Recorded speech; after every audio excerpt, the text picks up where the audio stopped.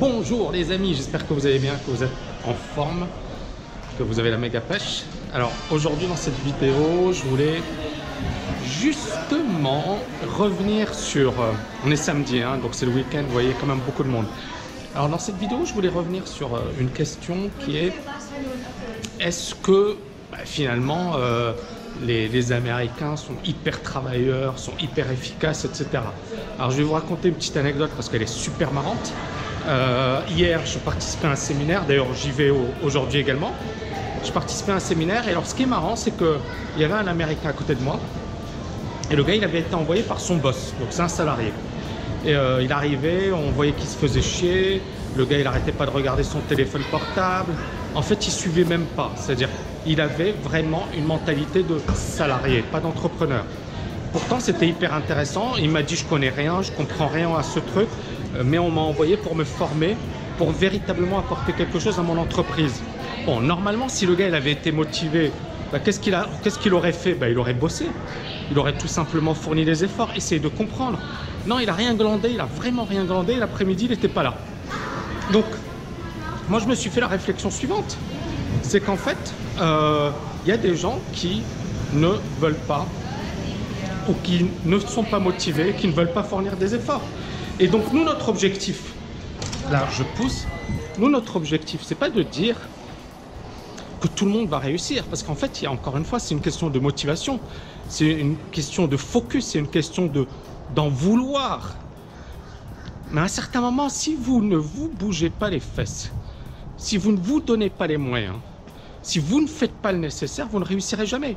Et donc les personnes qui disent ouais les Américains ils bossent, les Européens c'est des glandeurs, non, j'ai vu un méga super glandeur devant moi et pourtant on est aux États-Unis, pourtant c'est un Américain, donc ça veut rien dire.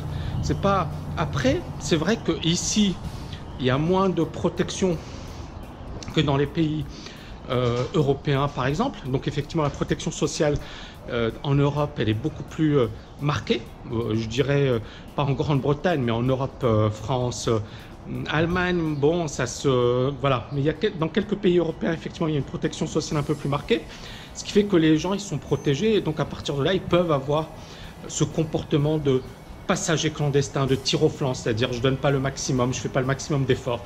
Mais toujours est-il que les gens qui veulent s'en sortir, parce que je reçois beaucoup de messages de personnes qui me disent ouais Tami, on m'a pas donné les moyens, voilà, là le gars il y a son boss qui lui dit vas-y forme-toi, apprends, etc. Et le gars il n'en rien. C'est clair que s'il avait été dans ma boîte, je l'aurais viré de suite, hein. Moi les personnes qui sont avec moi, je peux vous dire que c'est pas évident pour eux, mais en même temps ils adorent être là, c'est-à-dire que je les ai recrutés parce qu'ils avaient le même état d'esprit que moi, parce qu'ils étaient motivés comme moi et parce qu'effectivement c'est pas des glandeurs. Et ça c'est un problème de management, mais voilà, il faut vraiment savoir ce que vous voulez, s'entourer des meilleurs, même lorsque vous recrutez. Là voilà, le boss en question il a fait une erreur de recrutement. Même lorsque vous recrutez, il faut savoir qui vous recrutez. Est-ce que les gens sont suffisamment motivés? Est-ce qu'ils ont la niaque? Est-ce qu'ils ont envie de faire avancer la boîte? Et puis être dans ce rapport win-win, hein, c'est-à-dire moi, mes salariés, c'est clair que je suis exigeant, c'est clair qu'ils bossent dur, c'est clair qu'effectivement ils fournissent énormément d'efforts, mais d'un autre côté, ils savent que moi je suis pas voilà, je vais pas les poignarder dans le dos, je suis hyper direct, je leur dis ce que je pense. Si c'est bien, je leur dis c'est génial, si c'est mauvais, je leur dis c'est pas bon, mais je vais pas effectivement, je suis pas le... Du moins, encore une fois, je ne peux pas me juger, mais j'essaie de ne pas tomber dans le piège du petit chef. D'accord? Je ne suis pas derrière eux toutes les secondes à vérifier ce qu'ils font.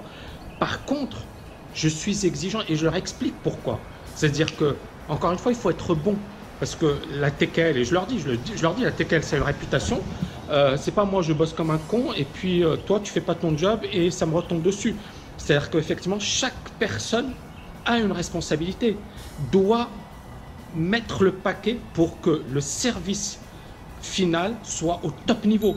Voilà, j'ai un petit peu divergé, mais je pense que voilà, vous avez appris des choses avec cette vidéo. Je vous dis à bientôt les amis. Ciao, ciao, ciao. Passez une excellente journée.